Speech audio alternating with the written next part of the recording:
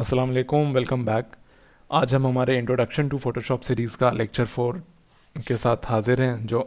Lecture 4 का जो topic है हमारा वो है वर्किंग विद सिलेक्शंस।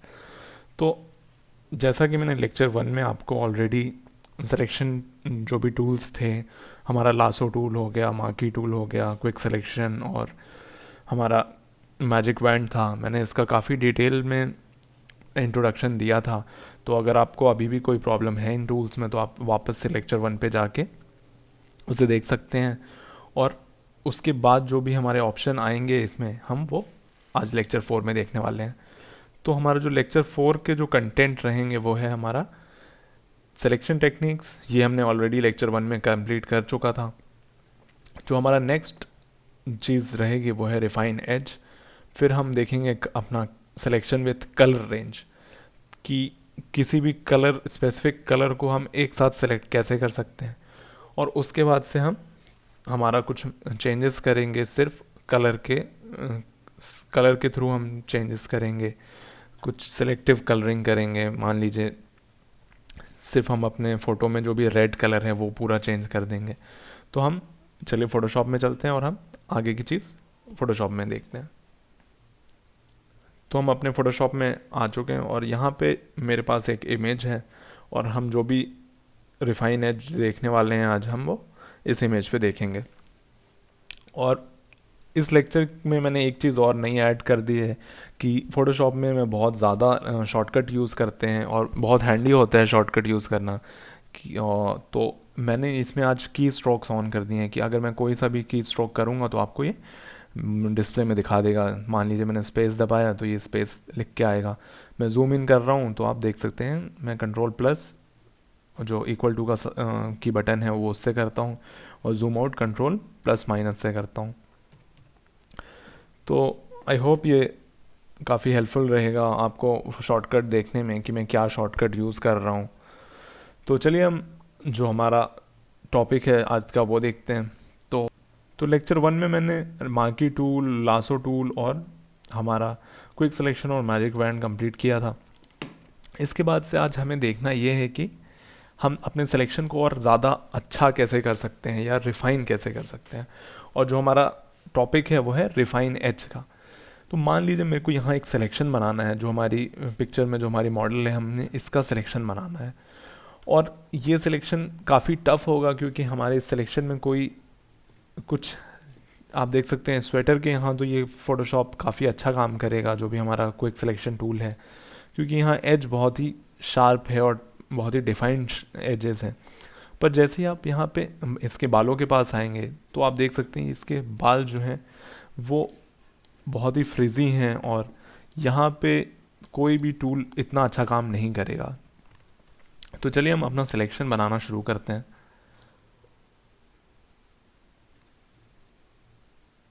तो आप तो देख सकते हैं कि इसने फ़ोटोशॉप यहाँ तो काफ़ी अच्छा काम कर रहा है, पर हम जैसे ही बढ़ेंगे ऊपर आप देख सकते हैं फ़ोटोशॉप ने बैकग्राउंड भी इसका सिलेक्ट करना शुरू कर दिया है।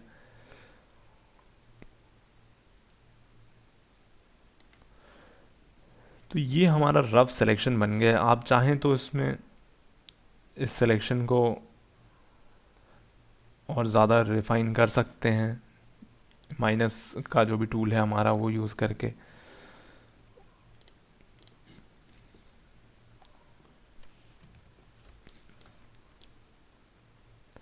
तो मैं यहाँ पे जितना सेलेक्ट हो सकता है, जितना मैं उतना सेलेक्ट कर ले रहा हूँ।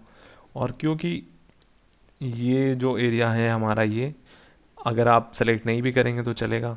तो मैं ये जो भी स्ट्रे हेयर्स हैं ये मैं अभी इंक्लूड नहीं कर रहा हूँ, मैं छोड़ रहा हूँ। मैं अभी यहाँ पे सिर्फ ये वाला जो पार्ट है वो मैं इंक्लूड कर रहा हूँ।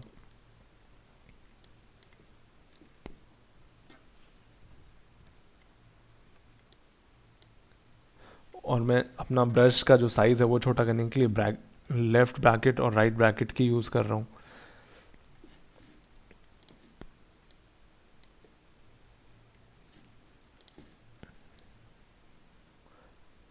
तो ये मैंने एक अपना रफ सिलेक्शन तो यहाँ पे कंप्लीट कर लिया है। बट अगर मैं यहाँ पे अभी डायरेक्ट ऐसे ही सिलेक्शन बना देता हूँ तो आप देख सकते हैं, मान लीजिए मैं यहाँ पे लेयर वाया कट करता हूँ तो आप देख सकते हैं ये जो हमारा सिलेक्शन था वो यहाँ तक तो ठीक था, और यहाँ पे भी आप देख सकते हैं कि ये काफ़ी हार्ड है और काफ़ी अनइवन है जो हमारा है सिलेक्शन है।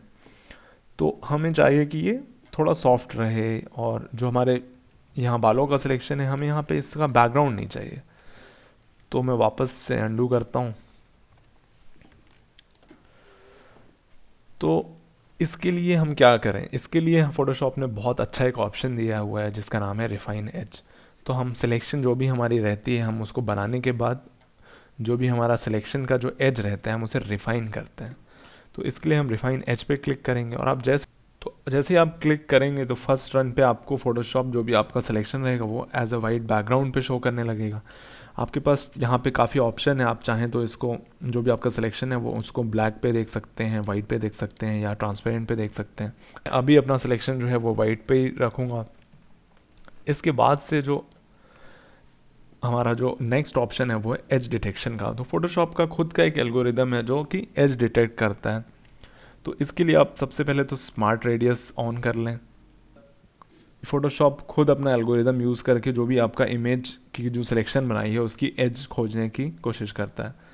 तो मैंने ये स्मार्ट रेडियस ऑन कर दिया और मैं यहाँ रेडियस बढ़ाऊँगा।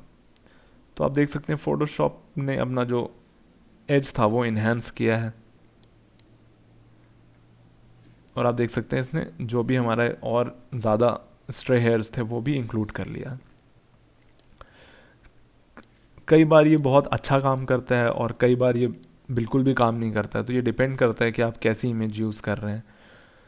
तो आप इसके साथ अगर एक्सपेरिमेंट करेंगे तो आपको काफ़ी अच्छा इसका अंदाज़ा हो जाएगा कि ये कहाँ अच्छा काम कर रहा है कहाँ नहीं कर रहा है। तो चलिए हम और ऑप्शन देखते हैं। तो ये तो हो गया हमारा रेडियस का। इसके बाद से जो हमारे आपको यहाँ एक टूल दिखेगा ये है हमारा रिफाइन रेडियस टूल। तो refine radius tool as a brush आप यूज़ करते हैं कि आपका जो भी एज है आप उस पर इसको पेंट करते हैं। तो मान लीजिए मेरी जो फ़ोटोशॉप यहाँ पे इतना अच्छा काम नहीं कर पा रहा है, इसने बाल और जो हमारे बाल हैं वो और बैकग्राउंड के बीच में ये इतना अच्छा डिफरेंस नहीं कर पा रहा है, तो मैं जो यहाँ हमारा रिफाइन रेडियस टूल है मैं यहाँ पे सिंपली इसे पेंट करूँगा, और मैं जैसे ही इसे पेंट करके अपना कर्सर रिलीज़ करूँगा आप देख सकते हैं फ़ोटोशॉप ने काफ़ी अच्छा काम किया है और इसने बैकग्राउंड काफ़ी अच्छे से एलिमिनेट किया है।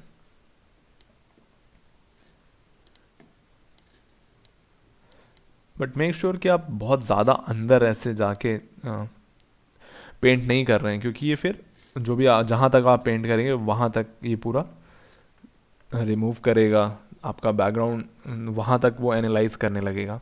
तो मेक श्योर कि आप जो भी आपका सिलेक्शन है उसके एज पे ही कर रहे हैं, ज़्यादा अंदर मत जाइएगा। और मान लीजिए अगर आप अंदर चले गए तो उसके लिए आप इरेज रिफाइनमेंट टूल यूज़ कर सकते हैं। जस्ट इसका ही अपोजिट है, आप एज ए इरेज़र यूज़ करके इसे वापस से जो आपका पुराना स्टेट था उसमें ला सकते हैं। तो मैं अभी तो हमारा रिफाइन रेडियस ही यूज़ करता हूँ।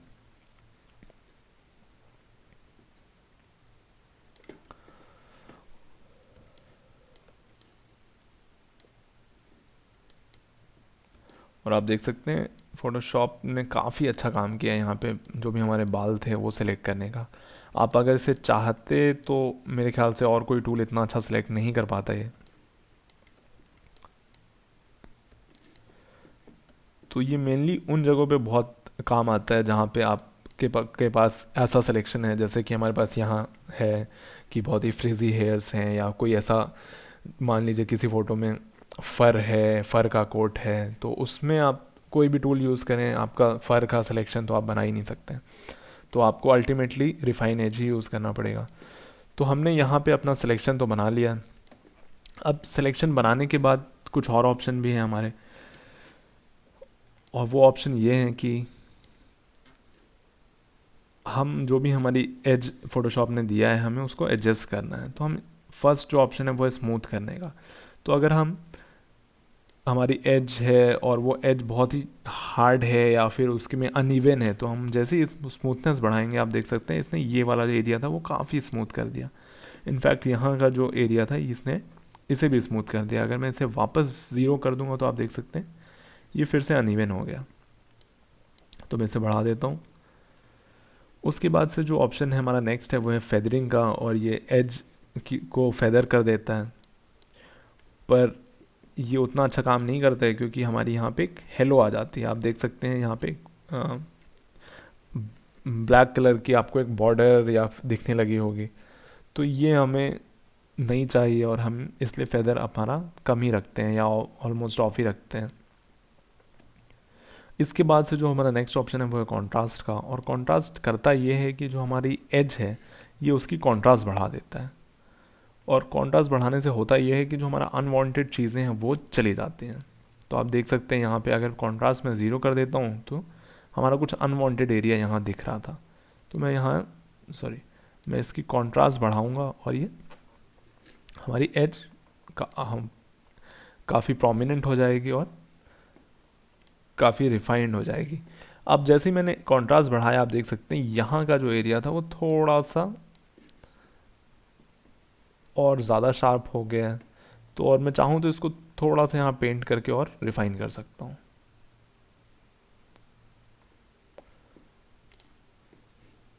इसके बाद जो हमारा नेक्स्ट ऑप्शन है वो है हमारा शिफ्ट एज का। और होता क्या है, जो हमने सिलेक्शन बनाया फोटोशॉप उसको या तो जो सिलेक्शन है उसके एज को या तो अंदर के साइड शिफ्ट करेगा या बाहर के साइड शिफ्ट करेगा। और ये उस जगह पे काम आता है अगर आप मान लीजिए आपको कोई सिलेक्शन तो आपने बना लिया, और मान लीजिए कोई सिलेक्शन ऐसा है जो कि डार्क बैकग्राउंड से आपने काटा है और आप चाहते हैं कि उसको वाइट बैकग्राउंड पे डाल दें। तो होता ये है कि आप सिलेक्शन बना लेते हैं और आप रिफाइन एज भी करते हैं, तो भी जो आपका सिलेक्शन रहता है उसके आजू बाजू एक बहुत पतला सा बॉर्डर आपको बैकग्राउंड का शो होने लगता है। तो अगर आप मान लीजिए ब्लैक बैकग्राउंड से काट के वाइट बैकग्राउंड पे डाल रहे हैं तो आपका प्रोडक्ट तो आ जाएगा, पर आपका ब्लैक वाइट बैकग्राउंड पे आपको एक जो भी आपका ऑब्जेक्ट है उसके आजू बाजू एक लाइन या बॉर्डर दिखने लगेगी। तो उसके लिए आप वहाँ पे शिफ्ट एज यूज़ करें। शिफ्ट एज करेगा क्या कि जो आपका सिलेक्शन है उसको थोड़ा सा अंदर शिफ्ट कर देगा और वो जो ब्लैक लाइन है वो चली जाएगी। तो यहाँ मैं आपको यूज़ करके बताता हूँ। ये मान लीजिए यहाँ पे बालों में हम इसका असर देख सकते हैं। अगर मैं इसको शिफ्ट एज बाहर सेलेक्ट करता हूँ तो आप देख सकते हैं ये हमारा जो भी सिलेक्शन था ये बाहर की साइड शिफ्ट कर रहा है। अब मैं इसको अगर अंदर की साइड करता हूँ तो ये आप देख सकते हैं इसने और ज़्यादा अच्छा कर दिया। अगर मैं इसे वापस 0 करता हूँ तो आप देख सकते हैं कि हमारा यहाँ पे बैकग्राउंड का थोड़ा सा रेसिड्यू बच गया था, या फिर हमारा थोड़ा सा ब्लैक यहाँ पे अभी भी दिख रहा था। तो मैं जैसे ही इसको अंदर शिफ्ट करूँगा ये हमारा हट गया। इसके बाद से जो नेक्स्ट ऑप्शंस हैं वो हैं हमारे आउटपुट के, कि आपने सिलेक्शन तो बना लिया, आपने रिफ़ाइन भी कर ली, अब आपको जो आपने रिफ़ाइन किया है वो आपको चाहिए कैसे। तो आप उसको नई लेयर पे भी ले सकते हैं या नए सिलेक्शन की तरह ले सकते हैं, या आप उसको एज ए लेयर मास्क भी ले सकते हैं। क्योंकि मैंने अभी मास्क आपको नहीं बताया है तो हम इसमें सिर्फ और सिर्फ अभी सिलेक्शन की तरह यूज़ करेंगे। मैं यहाँ पे ओके प्रेस करूँगा और फोटोशॉप हमें वापस से यहाँ पे आप देख सकते हैं सिलेक्शन इसको रिफाइन करके फोटोशॉप ने हमें दे दिया। अब हम यहाँ पे अगर लेयर वाया कॉपी करेंगे और इस बैकग्राउंड लेयर को हम यहाँ पे ऑफ करेंगे तो आप देख सकते हैं अब जो हमारा सिलेक्शन है वो काफ़ी अच्छा है। जो हमने पहले किया था उससे काफ़ी ज़्यादा रिफाइंड हो गया है, और अगर आप इसे वाइट बैकग्राउंड पे डालेंगे तो आपको कुछ भी अनइवन एजेस नहीं दिखेंगी। तो ये तो हो गया हमारा रिफाइन एज का पार्ट। अब आपने सिलेक्शन टूल देख लिए, आपने सिलेक्शन बनाने के बाद उसको रिफाइन करना देख लिया। अब हम नेक्स्ट जो देखते हैं वो ये है कि हम सिर्फ कलर को यूज़ करके कैसे सिलेक्शन बना सकते हैं। तो मान लीजिए आपके पास कोई ऐसी इमेज है जिसमें आपका बैकग्राउंड तो काफ़ी नॉर्मल है और काफ़ी अच्छा सेपरेशन है बैकग्राउंड और फोरग्राउंड के बीच में, और आप चाहते हैं कि आप क्विक सिलेक्शन टूल या मैजिक बैंड ना यूज़ करें क्योंकि बहुत टाइम लग रहा है। तो उसका एक सिंपल तरीका ये है कि आप कलर बेस्ड सिलेक्शन कर सकते हैं, और इसको करने के लिए आप सबसे पहले जा सकते हैं सेलेक्ट में जाइए। उसके बाद से आपको यहाँ ऑप्शन मिलेगा कलर रेंज का। तो आप जैसे ही कलर रेंज पे सेलेक्ट क्लिक करेंगे तो एक ये विंडो ओपन हो जाएगी और यहाँ पे कुछ ऑप्शंस रहेंगे। तो यहाँ हमारे पास 3 ड्रॉपर्स हैं। तो पहला ड्रॉपर है ये आपका कलर पिकर है, आपको जो भी कलर सेलेक्ट करना है ये डायरेक्ट वो सेलेक्ट कर देगा। तो मान लीजिए अभी मेरे को यहाँ बैकग्राउंड अपना सेलेक्ट करना है, तो जैसे ही मैं बैकग्राउंड पे क्लिक करूँगा तो आप देख सकते हैं ये उतना एरिया वाइट कर देगा। वाइट का मतलब ये है कि जो भी मैंने यहाँ पे वाइट शो हो रहा है वो हमारा अभी सेलेक्ट हो गया है। यहाँ पे एक और ऑप्शन है वो है फजीनेस का, और फजीनेस करता ये है कि ये जो हमारा कलर सेलेक्ट किया है उसका रेंज बढ़ाता है। तो अगर इससे सिमिलर कोई भी कलर होगा इस रेंज में तो ये वो भी सिलेक्ट करता है। तो आप देख सकते हैं हमारा बैकग्राउंड से सिमिलर ही कलर हमारा नीचे वाली लीव्स का था, तो ये उसको भी यहाँ पे सिलेक्शन बना दिया है। तो हम इसे अभी कम ही कर देते हैं, और अब हम जैसे ही यहाँ पे ओके प्रेस करेंगे तो आप देख सकते हैं फोटोशॉप ने काफ़ी अच्छा सिलेक्शन तो बना दिया है, पर ये अभी भी काफ़ी रफ है। आप अगर जूम इन करके देखेंगे तो आप देख सकते हैं कि उतना परफेक्ट नहीं है। तो आप अभी भी चाहें तो इसमें रिफाइन एज में जा सकते हैं, और आपका रिफाइन रेडियस टूल यूज़ करके आप इस सिलेक्शन को भी परफेक्ट कर सकते हैं। ये रिलेटिवली उससे कम टाइम लेगा।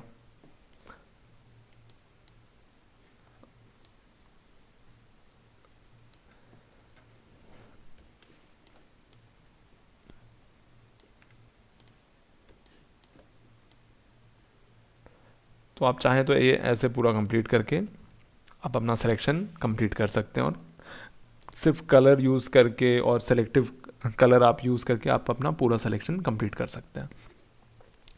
तो ये हो गया हमारा रिफाइन एज के बाद से हमारा कलर रेंज से हम सिलेक्शन कैसे करते हैं हम, वो हो गया।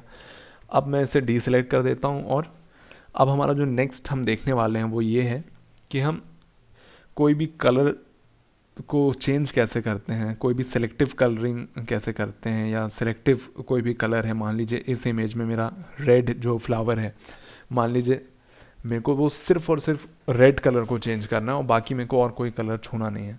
तो मैं ये ईजिली कैसे कर सकता हूँ बिना किसी और टूल के, सिर्फ और सिर्फ सिलेक्शन से मैं कैसे करूँगा मैं आपको दिखाता हूँ। सबसे पहले हमें अगर कलर चेंज करना है तो उसके लिए हम हमारा यहाँ पे एक ह्यू एंड सैचुरेशन का एडजस्टमेंट लेयर बनाते हैं। अब ह्यू एंड सैचुरेशन का जो एडजस्टमेंट लेयर का पैनल है इसमें कुछ ऑप्शंस हैं। जो पहला ऑप्शन आपको यहाँ पे देखना है वो है मास्टर, जो आप यहाँ लिखा देख रहे हैं। मास्टर का मतलब ये है कि फ़ोटोशॉप सारे कलर अभी सेलेक्ट करेगा और सारे जो भी चेंजेस रहेंगे वो सारे कलर में करेगा। तो अगर मैं यहाँ पे ह्यू अपना बदलता हूँ तो आप देख सकते हैं ये ओवरऑल इमेज में पूरा का पूरा ह्यू बदल रहा है। तो मैं अभी इसे 0 कर देता हूँ। तो हमें यहाँ पे जो करना है वो ये करना है कि हमें ये रेड कलर को चेंज करके किसी और कलर में करना है। तो सबसे पहले हमें फोकस ये करना पड़ेगा कि हमें रेड सेलेक्ट करना है। तो रेड सेलेक्ट करने के लिए अगर मैं मास्टर पे क्लिक करूँगा तो आप देख सकते हैं यहाँ पे हमारा जो RGB और CMY जो मेन कलर हैं हमारे वो यहाँ पे लिस्ट है। तो मैं यहाँ पे रेड सेलेक्ट कर लेता हूँ, और मैंने यहाँ जैसे ही रेड सेलेक्ट किया आप देख सकते हैं यहाँ पे जो लाइन 2 स्ट्रिप हैं कलर की, फोटोशॉप ने यहाँ पे कुछ पॉइंटर्स दे दिए और मेरे को ये बता रहा है कि कितना एरिया सेलेक्ट है इस जो भी कलर हमारा स्ट्रिप है। तो अभी यहाँ पे सिर्फ और सिर्फ ये रेड एरिया सिलेक्टेड है, और जो हमारा रेड एरिया का जो आप बोल सकते हैं जो रेंज है वो थोड़ा सा मेजेंटा में है और थोड़ा सा हमारा यहाँ ऑरेंज में है। तो चलिए अगर मैं अब हमारा ह्यू चेंज करता हूँ तो आप देख सकते हैं ये ह्यू हमारा सिर्फ और सिर्फ जो भी रेड एरिया था वहाँ पे चेंज हो रहा है।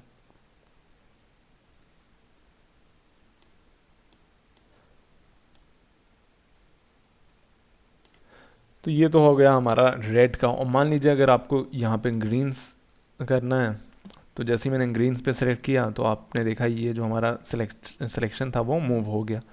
और अगर मैं यहाँ जो भी करूँगा ये सिर्फ और सिर्फ ग्रीन से डील करेगा।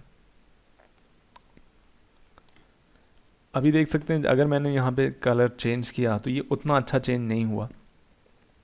वो इसलिए क्योंकि जो हमारे ग्रीन का रेंज है वो इस जो फोटोशॉप ने रेंज सेलेक्ट किया उससे मैच नहीं हो रहा है, क्योंकि हमारे यहाँ जो भी ग्रीन है वो बहुत ही डल ग्रीन है। तो मैं इसको एक काम करूँगा, मैं इसे अपना शिफ्ट कर दूंगा